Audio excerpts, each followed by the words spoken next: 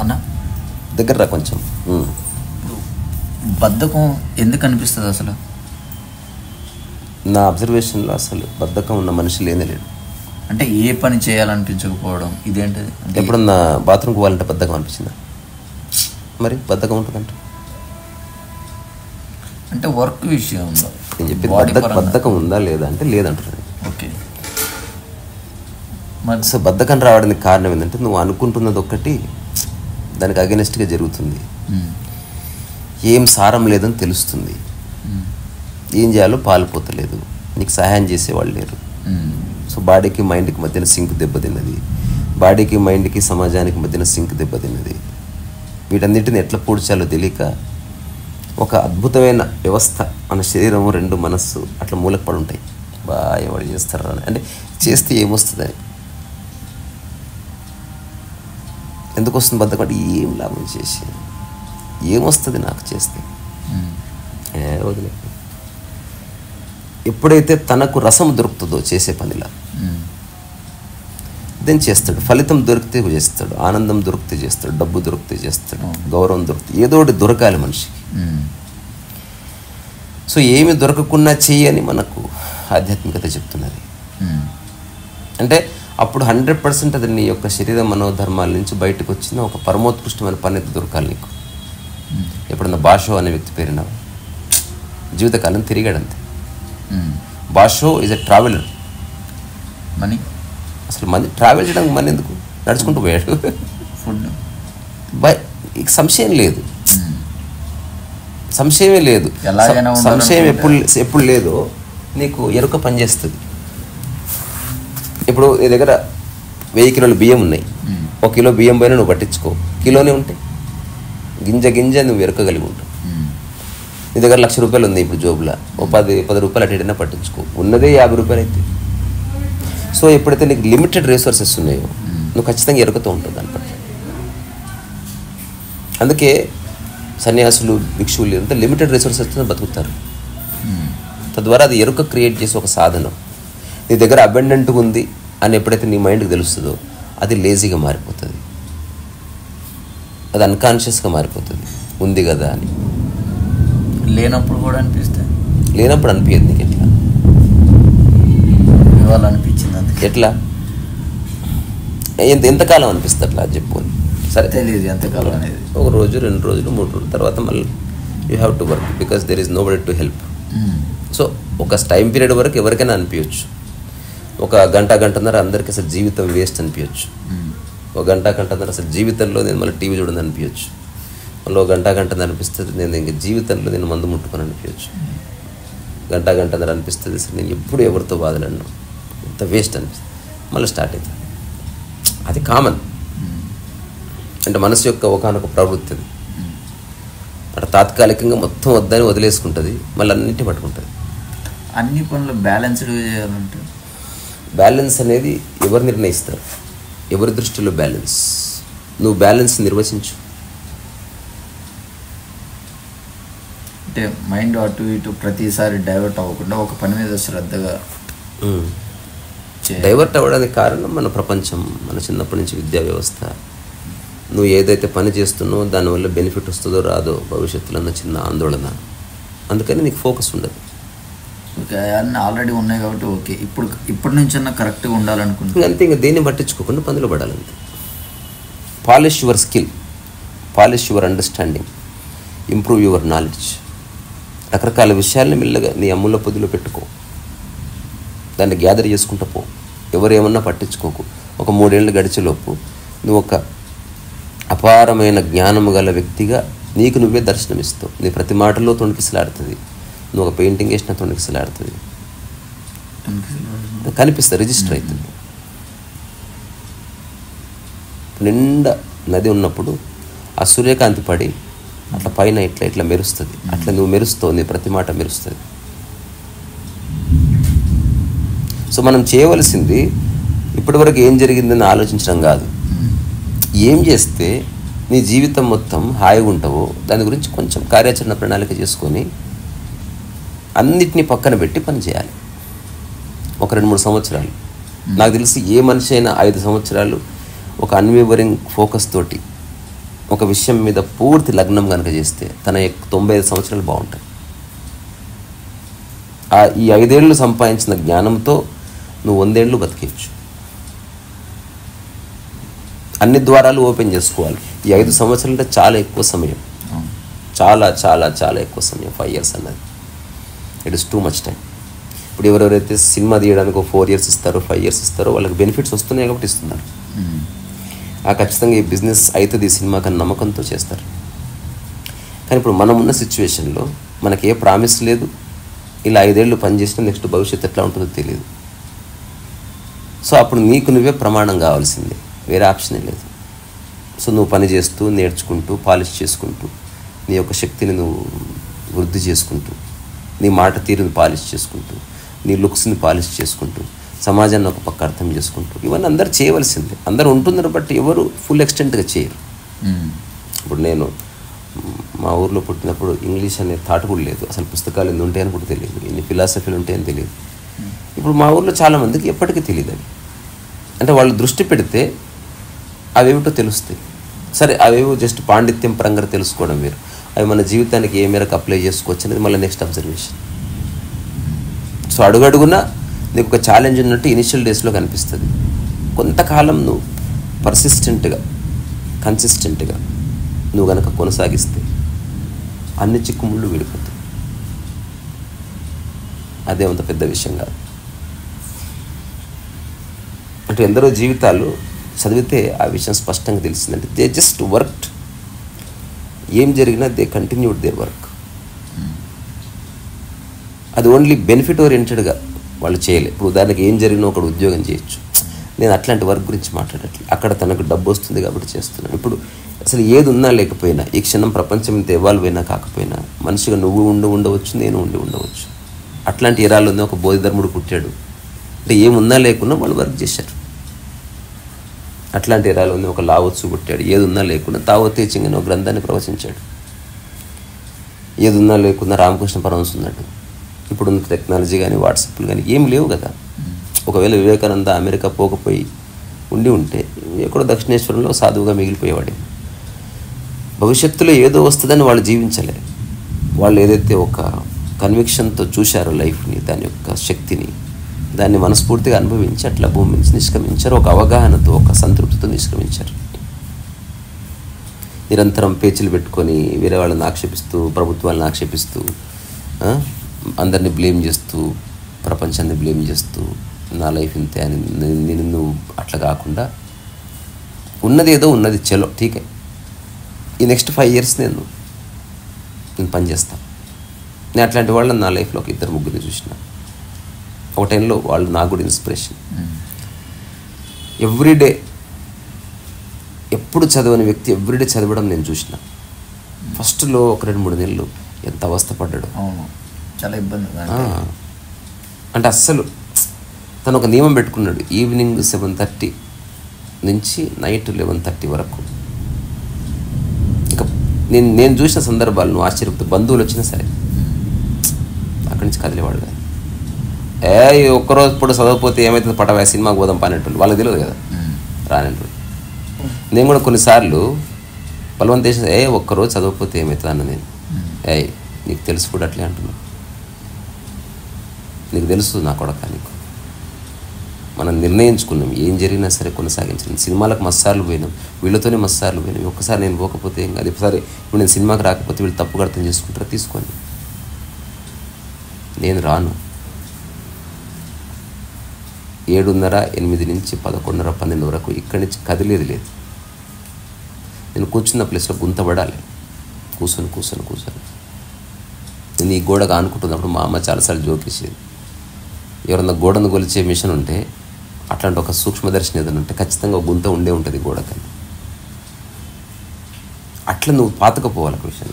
ఎప్పుడైతే నువ్వు నీ మైండ్ నీ బాడీ స్థిరపడుతుందో అక్కడ రియల్ ఎవల్యూషన్ జరుగుతుంది. సో అతను 5 సంవత్సరాలు 6 సంవత్సరాలు కన్సిస్టెంట్గా సరే ఏదో ఒకటి మనం అనుకొని చేస్తూ ఉంటాం. ఇప్పుడు చేస్తున్నాం ఒక 2 years అనుకుందాం, 3 years అనుకుందాం. మనం అనుకున్నదే అప్పటిలోపు కూడా అవ్వకపోతే చాలా బాగా. ఏం అనుకోకు, understand money, don't earn money. నువ్వు మనీ ఎర్న్ చేయాలనుకోకు, మనీని అర్థం మాత్రమే చేసుకో, సబ్జెక్ట్ని అర్థం చేసుకో. మనీని అర్థం చేసుకో, అసలు మనీ ఏమిటి, ఎలా వస్తుంది ఈ ప్రపంచంలో, ఏ ఏ రంగాల్లో ఎట్లాంటి డబ్బు వస్తుంది, ఎలాంటి పని చేస్తే డబ్బు వస్తుంది, డబ్బు యొక్క ఇంపార్టెన్స్ జీవితంలో ఎంతవరకు, డబ్బు ఉంటే నీ మనసు ఏమిటి, డబ్బు లేకపోతే. Understand money, enquiry into it. ఊరికే డబ్బు డబ్బు అని ఆరాట పడితే డబ్బు వస్తుంది, కానీ నువ్వు అనుభవించే స్థితి ఉండదు నీకు. నీకు ₹1,00,000 వచ్చినా 1,10,000 శాలరీ అయితే బాగుండు అని థాట్ వస్తే నువ్వు డిసప్పాయింట్ అయిపోతావు. అలా కాకుండా నో మనీ అంటే మనీని తెలుసుకోవాలి. ఏమిటది, ఎంతవరకు అవసరం, అది నేను ఎంత డబ్బు ఎర్న్ చేయాలి, ఎంత డబ్బు వచ్చినా రాకపోయినా నా యొక్క జీవన విధానం మీద దాని ప్రభావం ఎంతవరకు, ఇది 100% నువ్వు తెలుసుకోవాలి. దీనికి ఏం సంవత్సరాలు పట్టదు. సరిగ్గా ఎంక్వైరీ చేస్తూ ఒక 10 రోజులు, 20 రోజులు, 30 రోజుల్లో నీకు క్లారిటీ ఆఫ్ థాట్ వస్తుంది. This is what I understand. అక్కడి నుంచి నువ్వు ఆ దిశగా పని చేయి. నీకు తెలిసింది, రకరకాల ఇన్వెస్టిగేషన్ చేస్తే పెయింటింగ్కి డబ్బు వస్తుంది. ప్రపంచంలో ఏ పని చేసినా మంచి చెడులు ఎత్తుకులాడుతున్నారు. పెయింటింగ్లో అందం ఉంటే తీసేసుకుంటున్నారు. సరే, ఇప్పుడు ఎంతోమంది గ్రేట్ ఆర్టిస్టులు ఉన్నారు, వాళ్ళు కూర్చొని మూల కూర్చొని పనిచేశారు. ఇప్పుడు నీ 5 సంవత్సరాల్లో నేను నా పెయింటింగ్ స్కిల్ని డెవలప్ చేసుకుంటాను, నో మ్యాటర్ వాట్ అని నువ్వు ఖచ్చితంగా ఒక నిర్ణయం తీసుకుంటే ద్వారం ఓపెన్ అవుతుంది. నువ్వేం చేయాలి, నిజంగా ఒక మంచి పెయింటింగ్ వేసినావు అనుకో, నువ్వు వద్దనే తీసుకుపోతారు. నువ్వు అంతెందుకు, ఎప్పుడైనా ప్రయోగం కూడా చేద్దాం, మన కొత్త స్టూడియో అయిపోయింది. నువ్వు రోడ్డు మీద కూర్చొని ఏదో పిచ్చి పిచ్చి బొమ్మలు వేయడం కాదు, ఇలాంటి వాడైనా ఆశ్చర్యపోయి అంత డీటెయిలింగ్తో ఒక బొమ్మ వేసినావు అనుకో, ఎక్కడెక్కడి వాళ్ళు వచ్చి ఫోటోలు తీసుకుపోతారు, ఎక్కడెక్కడి వాళ్ళు వచ్చి అడిగిపోతారు, ఎక్కడెక్కడి వాళ్ళు వచ్చి స్నేహం చేసుకొని పోతారు, ఎక్కడెక్కడి వాళ్ళు నిన్ను కావాలని అడిగిపోతారు పెయింటింగ్.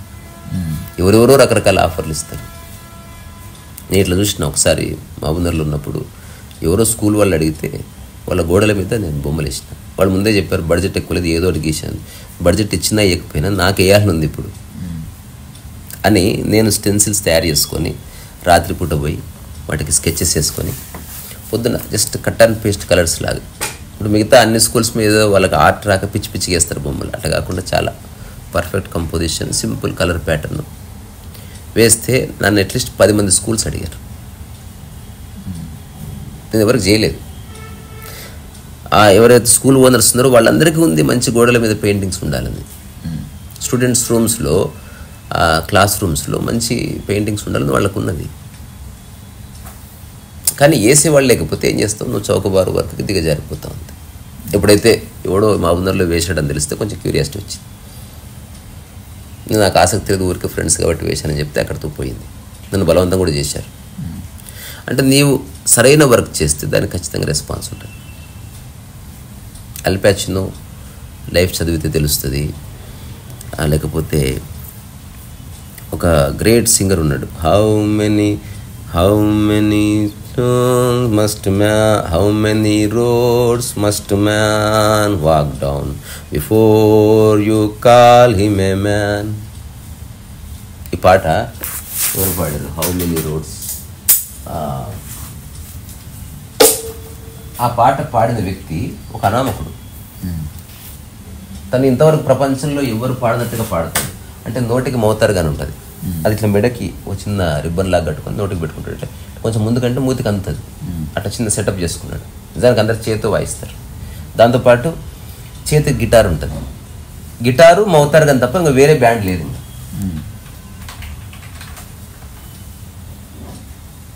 బాబ్ డిలాన్ అతని పేరు.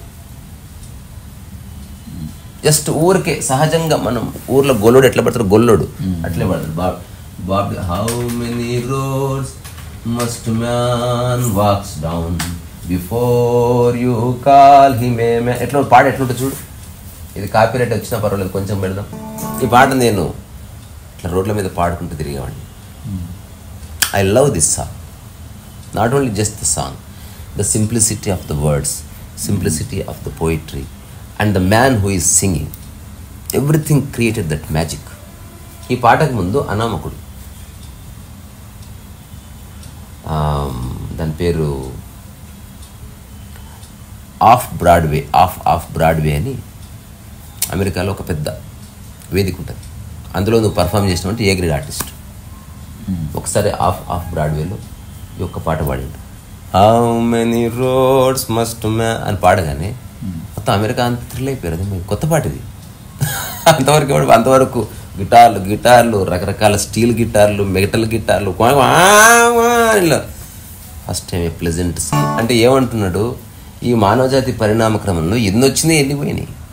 దానికి ఆన్సర్ తెలుసా, ఇదంతా గాల్లో కొట్టుకుపోతున్నాం, డోంట్ టేక్ సీరియస్లీ. ఇట్లా రోడ్ల మీద ఇట్లా కూర్చొని రాసుకున్న పాటలు. అనామకులు. అల్ పాచినో గాడ్ ఫాదర్లో ఒక ఇంపార్టెంట్ రోల్ ప్లే చేసింది, గాడ్ ఫాదర్ కొడుకులాగా. అంతవరకు he was just an actor. ఆ తర్వాత అల్ పాచినోకి ఒక సమ్ $5,000 సమ్ తక్కువ రెమ్యునరేషన్ ఆఫర్ చేశారు, దో హీ యాక్టెడ్. ఇప్పుడు యాక్టింగ్, ఇప్పుడు ఒకసారి నువ్వు సినిమాలో నీకు నటించే అవకాశం వచ్చింది అనుకో, నీకు రూపాయి ఇచ్చినా సినిమా యాక్టరే, ₹1,00,00,000 ఇచ్చినా సినిమా యాక్టరే. ఆ వచ్చిన అవకాశాన్ని సద్వినియోగం చేసుకున్నాడు అల్ పాచినో. నవాజుద్దీన్ సిద్దికి సర్ఫరోష్ అనేది సినిమా ఉంటుంది, అమెరికా అందులో హీరో, చిన్న రోలు. అది ఎంత రోల్ అని కాదు, నేను ఎంత బాగా చేస్తా అనేది ఇంపార్టెంట్ అని వాడు పట్టుకుంటాను. ఆ చిన్న 1.5 minute రోల్లో వాడు మెరిశాడు.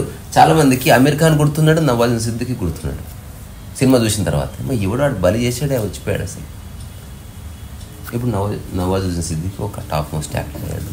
డాక్యుమెంటరీస్లో మాట్లాడతాడు, అదంటాడు, ఇంటర్వ్యూలో మాట్లాడతాడు. స్టిల్ వాళ్ళకున్న హంబుల్ బ్యాక్గ్రౌండ్ని మర్చిపోరు. అట్లాగే మనోజ్ వాజ్పేయి కూడా, ఒక సత్య సినిమా కంటే ముందు మనోజ్ వాజ్పేయి ఒక స్ట్రగ్లింగ్ ఆర్టిస్టు. వర్మ గుర్తుపట్టిండు. సో నువ్వు రెడీగా ఉంటే సమాజం గుర్తుపడుతుంది. సమాజం నిన్ను ప్రిపేర్ చేయదు, గుర్తుపెట్టుకో. నువ్వు ప్రిపేర్డ్ ఉంటే ఎత్తుకుపోతుంది. నిన్ను వద్దొద్దన్న తీసుకొని వెళ్ళిపోతారు. మైకెలాంజిలో మన డేవిడ్ శిల్పం చెక్కిన తర్వాత ప్రపంచంలో ఉన్న గొప్ప గొప్ప క్యాథిడ్రల్స్, ప్రపంచంలో ఉన్న కోటీశ్వర్లు అందరూ మైకెలాంజిలోకి ఇట్లా బ్లాంక్ చెక్లు ఇచ్చిపోయారు. మా కోసం బొమ్మ చెక్కు, మా దేశం కోసం బొమ్మ చెక్కు, మా చర్చ్ కోసం బొమ్మ చెక్కు, మా మ్యూజియం కోసం బొమ్మ చెక్కు, మా ప్రభుత్వ బిల్డింగ్ కోసం బొమ్మ చెక్కు తీసేసుకున్నాడు. తర్వాత చెప్తారు, మైకెలాంజిలో రాయి మీద పడుకున్నాడు డేవిడ్ చెక్కినప్పుడు. డేవిడ్ 3 ఏళ్ళలో చెక్కినట్టున్నాడు, అప్రాక్సిమేట్లీ 3-4 సంవత్సరాలు. ఆ తర్వాత తన ఇంటికి ఉండే మెట్లు బంగారుతో ఉండేవి. అయినా ఏం చేసిన, బొమ్మలే చెక్కిండు పోయి, వాడి వరకు మర్చిపోలే. సో దేనివల్ల బంగారం వచ్చిందో దాన్నే పట్టుకో, బంగారాన్ని పట్టుకో. చాలామంది ఏం చేస్తారు, దీనివల్ల బంగారం వచ్చింది, ఇప్పుడు దాన్ని వదిలేసి బంగారాన్ని పట్టుకుంటారు. గల్లంత అయిపోతుంది. కర్మయోగం అంటే అది. ఏమన్నా రాని, మూలాన్ని వదిలిపెట్టకు. శంకరాభరణం శంకర శాస్త్రి పాటను వదిలిపెట్టలే, వర్మ కూడా సినిమాను వదిలిపెడతలేడు. అది మంచి స్థితి. కోర్టు ఉండని, నువ్వు బెంజ్ కార్లో పెద్ద ప్యాలెస్లో, doesn't matter. He is only discuss movie. తీస్తే సినిమా తీస్తాడు, లేకపోతే సినిమా చూస్తాడు, లేదా సినిమా గురించి మాట్లాడతాడు, లేదా సినిమా వాళ్ళని విమర్శిస్తాడు. సినిమా అనేది నడుస్తుంటుంది అంటారు కరెంట్గా, పొద్దు నుంచి రాత్రి వరకు. అందరూ ఫేమస్ అవ్వాలని నా ఉద్దేశం కాదు. కొందరు కీర్తిగంధం అంటుకోదు, ఎంత ట్రై చేసినా వాడి వల్ల కాదు. అది సమాజం కొందరిని రిజెక్ట్ చేసేస్తుంది. ఎందుకో నిర్ణయానికి వస్తుంది. వాడి ఇంత పిచ్చి కథలు వేసినా సరే కొందరు పిచ్చి వాళ్ళని ఫేమస్ చేస్తారు పరిస్థితి. అందుకే ఈ సక్సెస్కి ఫెయిల్యూర్కి బియాండ్ లైఫ్ ఉందని తెలుసుకో. ముందే నిర్ణయానికి రా. ఫేమస్ అవ్వడం క్రైటీరియా కాదు లైఫ్లో. ఫేమస్ అవ్వడం నీ లక్ష్యం, జీవిత లక్ష్యం కాదు. ఫేమస్ అవ్వడం అనేది ఒక అతిపెద్ద మిత్తు.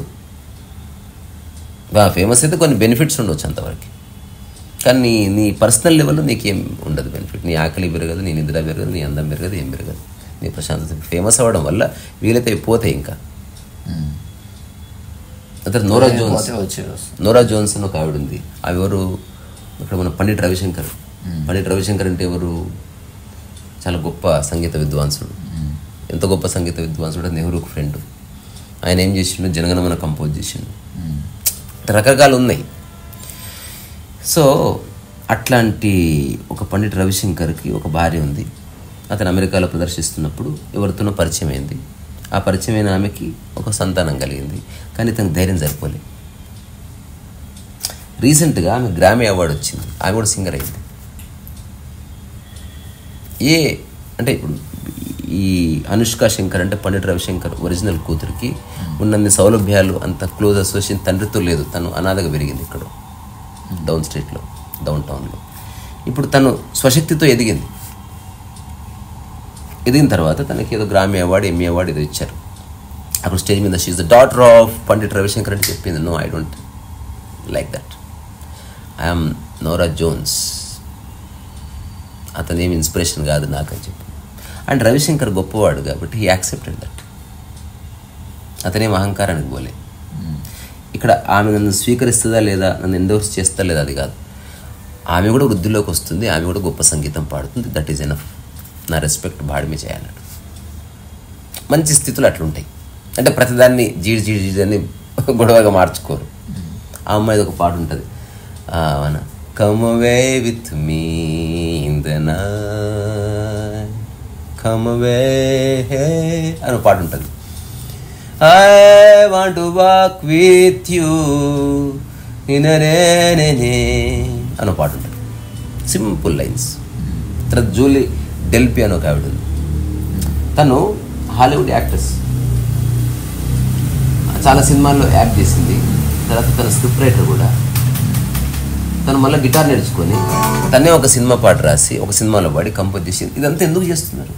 అంటే కోట్లు ఉన్నాయి కదా, తిని పడుకోవచ్చు కదా. సో నువ్వు చేసే పని, ఆ పనికి ఫలితం ఆశించకుండా ఓన్లీ ఎక్సలెన్స్ కోసం ప్రయత్నం చేస్తూ పో. నేను పుస్తకం రాస్తున్నా, నెక్స్ట్ పుస్తకం మొత్తం ప్రపంచాన్ని హిట్ చేయాలి అని అనుకున్నావా, ఇరుక్కుపోతావు. నువ్వు బెస్ట్ రాయడానికి ట్రై చేస్తూ పో, తప్పేం లేదు. దాన్ని ప్రపంచం గుర్తించినా గుర్తించకపోయినా పట్టించుకోకు. నీకు ఏది సాధ్యమో చెయ్యి. సో జూలీ డెల్పి సాంగ్ ఒకసారి ప్లే చేసి ఆ తర్వాత by before sunset song.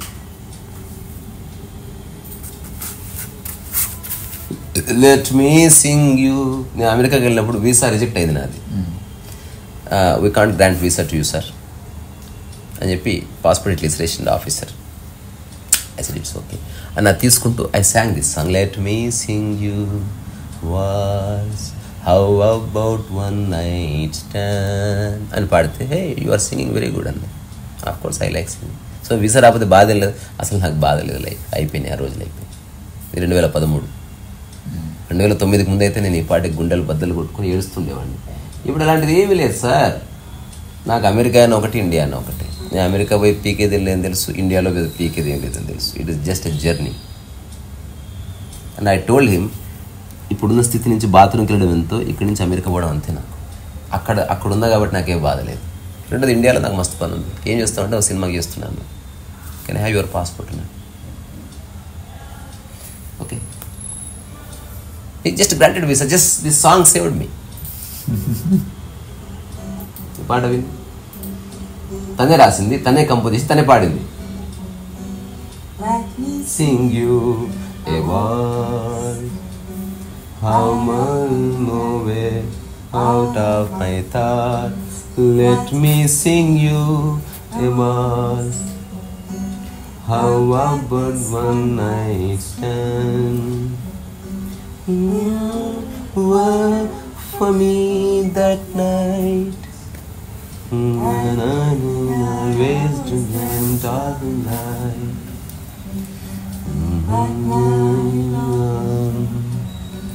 You are forgone. ఇప్పుడు కూడా పాడతలేను, కొన్ని 100 సార్లు పాడుకునేది. నాకు ఎంత ఇష్టం ఈ ఫ్రేజ్. ఏది?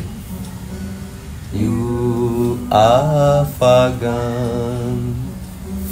Na na na na. I learned to pray. It was just one night thing. But you were much more to me, yes you know.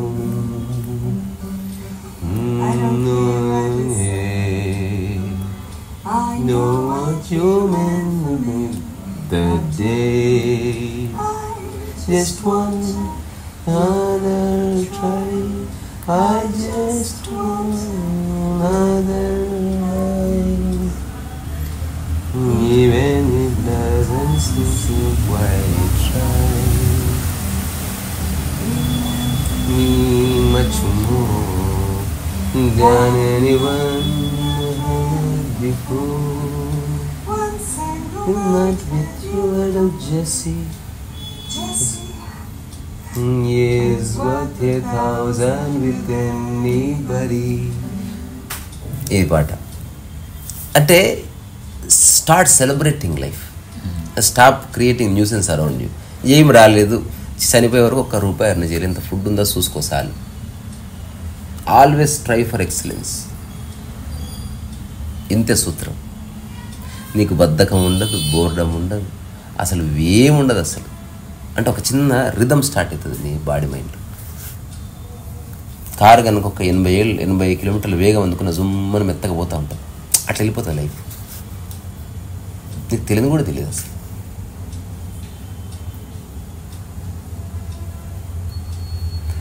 ఒక జెన్ స్టోరీ చదివా. ఆ జెన్ స్టోరీ ఏమిటంటే, ఒక జెన్ మాస్టర్ నిరంతరం గార్డెనింగ్, కొత్త కొత్త చెట్లు కనుక్కోవడం, తర్వాత అందంగా తయారు చేయడం, ఇట్లా తన పని అది పెట్టుకున్నాడు. చూస్తుంటే ఆ గార్డెన్ చూడడానికి ఎవరో రావడం, ఎవరో కలవడం, పోవడం, ఇట్లా తనకు అసలు ఎప్పుడు పని నిరంతరం ఇట్లా ఉన్నాడు. ఆ పని ఇట్లా పెట్టినట్లు నిద్రపోతాడు అంతే. ఓసారి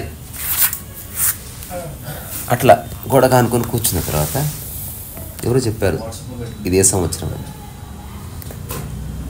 ఇది ఆ సంవత్సరమా అని. 73 years అయిందా పుట్టి అన్నాడు. అది తెలియదేలే. సో తన అనుభవాన్ని మొత్తం ఒక బుక్ రాశాడు అనమాట. ఆ బుక్ టైటిల్ చదివి నాకు ఎంత నవ్వొచ్చిందో, ఇదేం పిచ్చి టైటిల్ అనుకున్నా. తర్వాత తెలిసిన సరైన టైటిల్ అని. పుస్తకం పేరు 73 వసంత ఋతువులు. లేదా 73 వసంత ఋతువులు ఏంది, మనుషుల తర్వాత ఎన్నో వసంత ఋతువులు చూసి తర్వాత తెలిసింది. నువ్వు ఎండాకాలాలు ఎన్ని చూస్తావు తెలుసా జీవితంలో? 80 సార్లే 80 ఏళ్ళు బతికితే అంతే. ఒక మనిషి 60 ఏళ్ళు బతికితే 60 వర్షకాలాలే చూస్తున్నాడు. మనం వర్షం వచ్చిందో you only witness 60 or 70 rainy seasons నీ వాళ్ళే. అంత లిమిటెడ్ మనకి. నేను ఢిల్లీలో ఉన్నప్పుడు ఒక బుక్ రాసిన. ఆ పుస్తకం పేరు ఏంటంటే 91 days. త్వరలో తీసుకొస్తుంది దాన్ని. అంటే నేను ఒక 91 రోజులు మౌనంగా ఉన్నా. ఆ 91 రోజులు జస్ట్ నేను నా మనసులో ఏమేమి జరిగిందో చూసి దాన్ని ఒక బుక్ రాసిన. అబ్స్ట్రాక్ట్ బుక్ అది. నువ్వు చదివితే పేజీలు ఎందుకు ముందు ఏమైనా ప్రింట్ అయినా అంటావు, కానీ మైండ్ అట్లే ఉంది. సో ఎప్పుడు నా మౌనం నుంచి వేడిందంటే, నాకు లాస్ట్ కపుల్ ఆఫ్ డేస్లో ఐ గాట్ ట్రెమెండస్ క్లారిటీ. ఫస్ట్లో అంతా పిచ్చిగా నా మైండ్ హఠాత్తుగా కుదురుకోవడం స్టార్ట్ అయింది. జస్ట్ నోరు పక్కన పెడితే. అందరూ ప్రయోగాలు చేయాలంటే నేను చేసింది గొప్ప అంటలేను, లేకపోతే 73 వసంతాల పుస్తకం గొప్ప అంటలేను, లేకపోతే ఈ పాటలు పాడిన గొప్ప అంటలేను. ఎవరికి సాధ్యమైంది వాళ్ళు చేస్తున్నారు.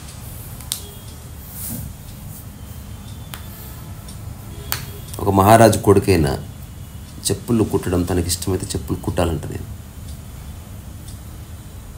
Then he understood life. ఇప్పుడు పెయింటింగ్ చేస్తున్నావు, డబ్బు ఏమీ లేదు.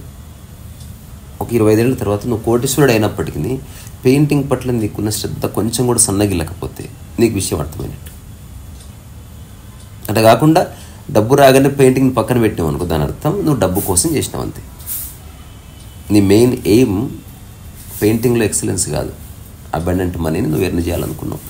అది డిక్లేర్ చేయాలి. ఎందుకు అనవసరంగా తలకెను. సో నిన్ను నువ్వు పాలిష్ చేసుకుంటూ పో, జరగాల్సింది జరుగుతుంది. ప్రస్తుతానికి వర్షం తగ్గినట్టుంది.